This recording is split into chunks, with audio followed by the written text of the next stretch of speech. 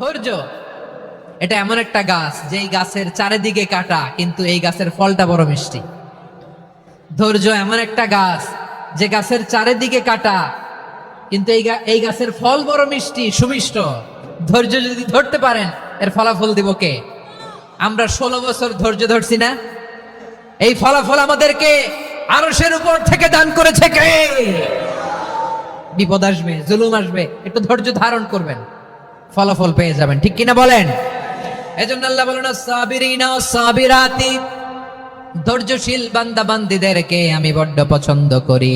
ওয়ালা নাবলুওয়ান্নাকুম বিশাইইম মিনাল খাউফি ওয়াল জু'i ওয়া নাকসিম মিনাল আমওয়ালি ওয়াল আনফুসি ওয়াস সামারাত ওয়া বাশশিরিস